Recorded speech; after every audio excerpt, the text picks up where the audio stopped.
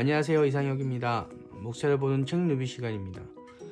오늘은 제가 이 책을 소개시켜 드릴 거예요. 설득을 이기는 설명의 힘. 뭐 아시다시피 제가 생각 정리와 이런 메모, 그 다음에 기회, 이런 여러 가지 내용 관련해서 코칭도 하고 1:1 영상 원격 코칭도 하고 기업에서 워크숍, 세미나 이런 것도 여러 가지를 하는데요. 그러다 보면 우리가 무언가 사회생활을 하면서 계속 맞닥뜨려지는 일이 누구에겐가 자기의 어떤 생각이나 아니면 다른 데서 얻은 어떤 지식이나 정보 이런 것들을 설명하는 과정이에요. 보통은 제가 그 문서 작성을 할 때 최종 목표 두 가지를 둡니다. 하나는 뭐냐면 설명하는 거, 그 다음에 또 두 번째는 설득하는 거. 그래서 우리가 사회생활을 하거나 아니면 회사에서 뭔가 일을 할 때 서로 간에 통용하는 이런 문서들, 뭔가 글로써 이야기하고 내용을 전달하는 내용은 딱 두 가지로 나눠집니다. 설명하거나 설득하거나. 그런데 사실은 제가 두 가지를 따로 놓고 예를 들어서 설명하는 거는 뭐 보고서나 또는 뭐 기획서나 설득하는 건 제안서나 이런 식으로 문서 관련된 작업들도 많이 하지만 사실 가장 세련된 모습은 뭐냐면 설명을 해서 설득하는 겁니다. 뭔가 내가 적절하게 설명을 하고 내가 가진 페이스로 뭔가 유지를 하면서 이야기를 했을 때 상대방이 나에게 싹 끌려오면 그건 뭐예요? 공감이 되면서 설득이 된 거죠. 그죠? 그 제일 뭔가 자연스러우면서도 세련된 모습은 그런 식으로 뭔가 설명을 하는 과정에서 상대방이 설득이 되는 거예요.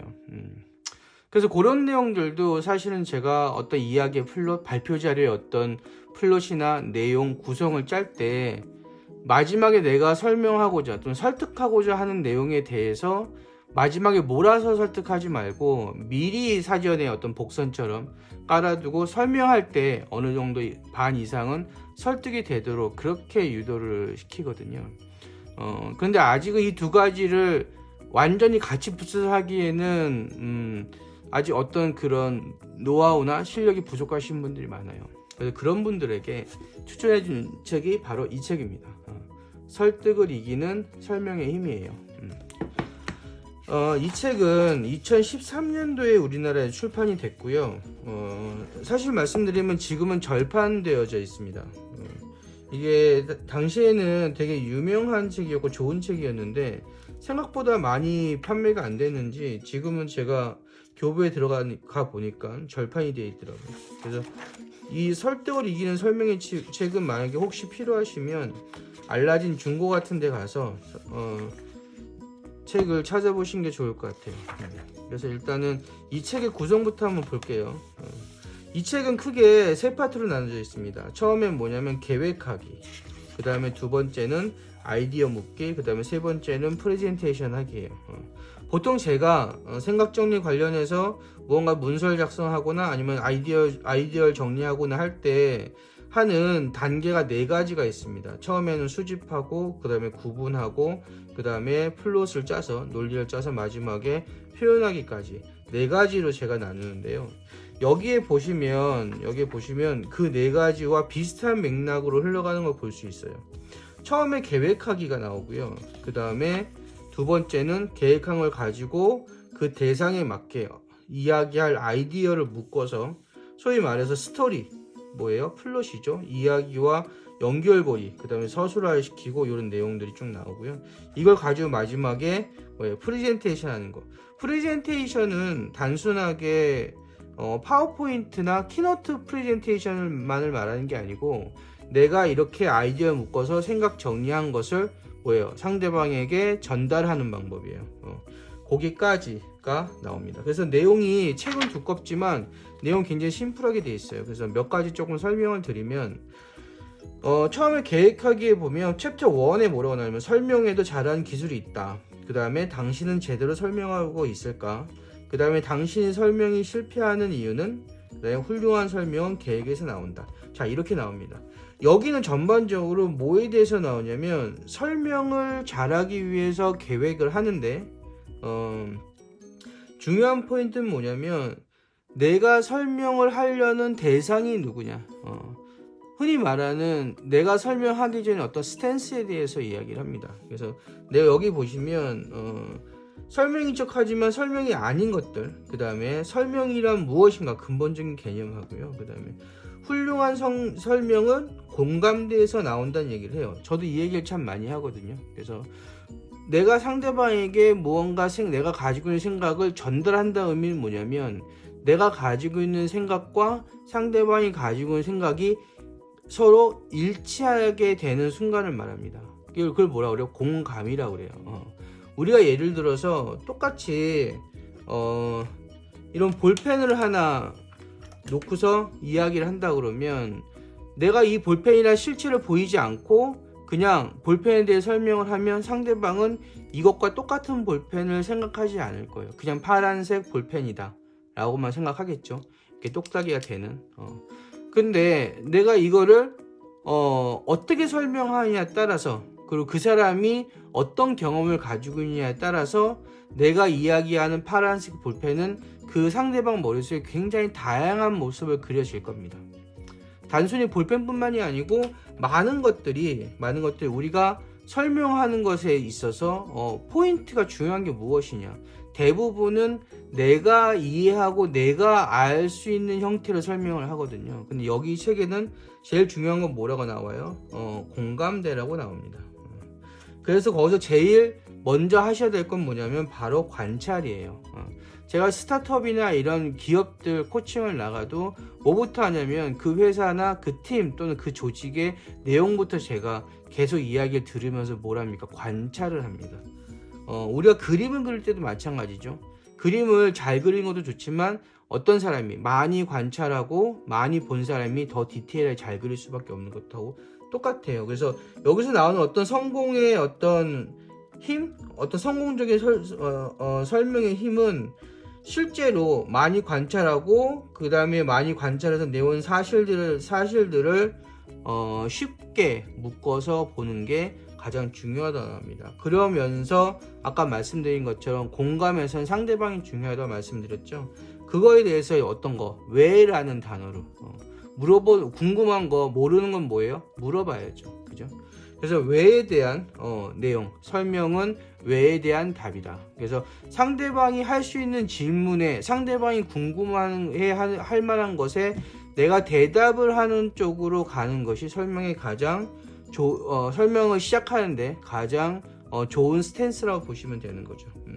그래서 이런 좋은 설명들은 어떻게 돼요? 상대방이 땡겨집니다. 이 땡겨진다는 말은 뭐예요? 호기심을 가지게 된다는 거죠. 그래서 처음에 설명을 계획할 때 상대방이 누군지, 그 다음에 그 사람이 어떤 궁금증을 가지고 있는지, 그리고 어떻게 하고 어떤 내용을 설명을 해야 그 사람이 나에게 호기심을 가질 수 있는지부터 계획하라는 게 이 앞장의 설명이에요. 그러고 나서 설명이 실패하는 경우에 어떤 경우가 있는지 쭉 나옵니다. 청중에게 확신을 주지 못했을 때, 이건 결국에 뭐예요? 공감을 못했을 때겠죠. 그 다음에 청중의 상황을 잘못 추정했을 때 똑같습니다. 상대방 스탠스를 잘못 이해하고 들어간 거예요. 내가 생각한 것에 대해서. 그렇다고 우리가 그냥 일반적인 설명을, 똑같은 설명을 어디 가든 다 똑같이 앵무새처럼 얘기해가지고는 설명이 되지 않습니다. 그래서 대상에 따라서 우리가 설명하는 어떤 포커스를 바꿔야 되는데 그 상대가, 청중이 누구냐를 잘 파악하고 가셔야 된다는 내용. 그 다음에 이제 청중에게 낯선 어휘를 사용할 때, 이런 경우 흔히 많이 보죠. IT 쪽에 있는 분이 IT가 아닌 분들한테 뭔가 설명할 때, 또는 어떤 전문 기술 가진 분이 아닌 분한테 설명을 할 때 자기가 잘 쓰는 전문 기술이나 어떤 용어를 가지고 이야기를 하게 되면 상대방은 이해를 못하게 되죠. 그 다음에 제일 중요한 거, 제대로 이해하지 못한 채 설명할 때, 제대로 이해하지 못한 상태로 어떻게 돼요? 자기가 억지로 설명하려다 보면 설명 내용 자체가 상대방에게 뭐가 안 됩니까? 공감이 되지 않습니다. 그런 것들이에요. 그래서 첫 번째는 계획하기는 그런 형태로 상대방이 누군지에 대한 어떤 스탠스를 잡고, 그 다음 스탠스에 대해서 관찰을 하고 정확히 그 사람이 원하는 어떤 질문이나 이런 거에 대한 내용을 맞춰서 호기심을 풀어줄 수 있는, 또는 나에게 땡겨올 수 있게끔 해주는 그런 것이 계획하기의 기본이고요. 두 번째 챕터는 뭐냐면 아이디어 묻기예요. 여기서 보면 이제 아이디어를 분류해서 묻는다라고 나옵니다. 자꾸 이제 제 얘기를 해서 그런데 제가 생각 정리를 할 때 첫 번째 수집을 하고 구분을 합니다. 근데 구분을 할 때 구분 전에 수집 과정에서 뭐가 들어가냐면 내가 모아둔 아이디어를 마인드맵 형태로 해서 싹 그룹별로 묶어줘요. 그 이유가 뭐냐면 내가 생각 정리를 하거나 어떤 내용을 생각이나 어떤 내용들 정리를 해야 되는데 그 정리하는 과정에서 아이디어가 나 이런 것들이 너무 넓은 범위에서 내용들이 막 섞여져 있으면 정리하는데 어려움을 겪게 됩니다. 그래서 가급적이면 최대한 비슷한 내용들끼리 관련 있는 내용들끼리 묶고 그룹 묶은 후에 그 안에서 관련 있는 내용들 안에서 아이디어를 뽑고 생각을 정리해서 확장시키는 걸 추천하거든요. 마찬가지예요. 처음에 기본은 뭐예요? 아이디어를 분류해서 묶는 겁니다. 그 다음에 뭐냐면 맥락이에요. 되게 중요하죠. 그렇게 있는 맥락, 그 아이디어를 어떻게 돼요? 상대방에게 전달이 잘 될 수 있는 형태로 소위 말하는 맥락을 잡는 거죠. 말이 되게끔 순서를 잡는 겁니다. 그래서 가장 좋은 건 뭐냐면 이 기본 맥락은 가급적이면 심플할수록 좋고요. 또 초보자들, 모르는 사람을 이해시킬 수 있도록 최대한 쉽게 가야 됩니다. 저도 프레젠테이션 같은 걸 할 때 일반 강의나 이런 거 할 때는 저희 둘째 아들이 초등학교 5학년이거든요.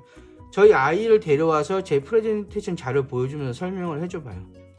이해하겠는가. 물론 그 안에는 언어나 단어나 이런 것도 이해하기 어려운 것도 있겠죠. 근데 전체적인 맥락은 무엇을 설명하고자 하는지 정도는 아이가 이해를 할 수 있으면 그러면 패스.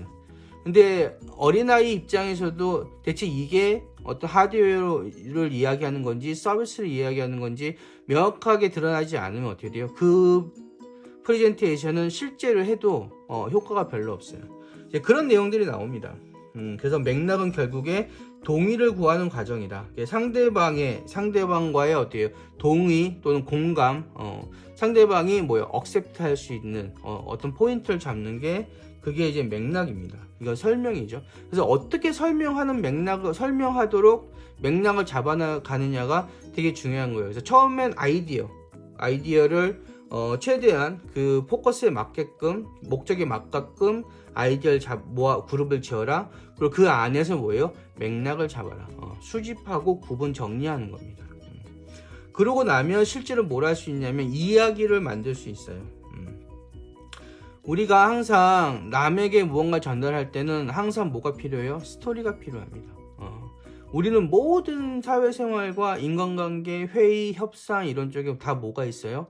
바로 이 스토리가 있습니다. 그래서 이야기를 어떻게 잘 하느냐에 따라서 상대방에게 어떻게 잘 전달되는지가 달려져 있죠. 그래서 아이디어를 가지고 이야기 전체 맥락, 골격이죠.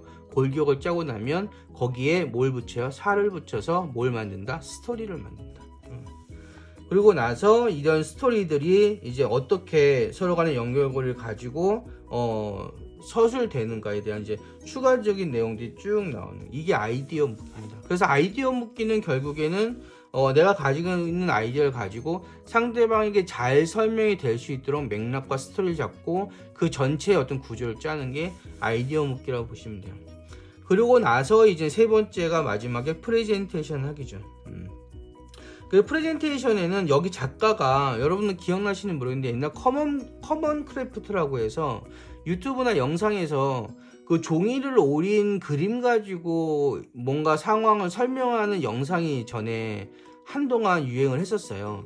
여기에 이 작가죠, 작가 리 레피버라는 분이 이 커먼 크래프트라는 이제 컨설팅 회사거든요. 그 회사를 운영하는 대표이사였어요. 차린 사람이었습니다. 그래서 그 커먼 크래프트라는 것을 가지고 어떤 예를 들어서 상대방에게 무언가를 프레젠테이션 한다는 것이 어떤 것인지, 그 다음에 거기서 매체는 어떻게 활용해야 되고 어떤 자료나 시각자료나 이런 것들은 어떻게 활용해야 되는지, 단순히 우리가 알고 있는 것처럼 그냥 프레젠테이션, 파워포인트 또는 키노트 이런 것들을 가지고 그냥 예쁘게 만드는 게 다가 아니고 생각이나 아이디어를 여기 맞춰서 설명해서 전달할 때 어떤 부분을 키워드로, 어떤 부분을 중요한 부분을 잡고 하는 것이 좋을지, 그리고 그 배경이나 요소들은 어떤 걸 가지고 해야 될지에 대해서 설명이 나와져 있어요. 그래서 이렇게 3단계로 되어져 있습니다. 그죠? 첫 번째 플레임부터 시작을 해요. 그래서 여기 오늘 설명드린 이 설득을 이기는 설명의 힘이라는 책은 내용이 어렵지 않습니다. 어렵지 않은데 만약에 이 책을 읽으시고 내용이 어렵다 생각이 드시면 그러면 조금 스스로 고민을 좀 해보실 필요가 있어요. 그래서 가장 좋은 설득의 힘은 내가 재미있게 이야기를 해서 상대방이 나에게 끌려오도록 하는 게 가장 좋은 설득의 방법인 거죠.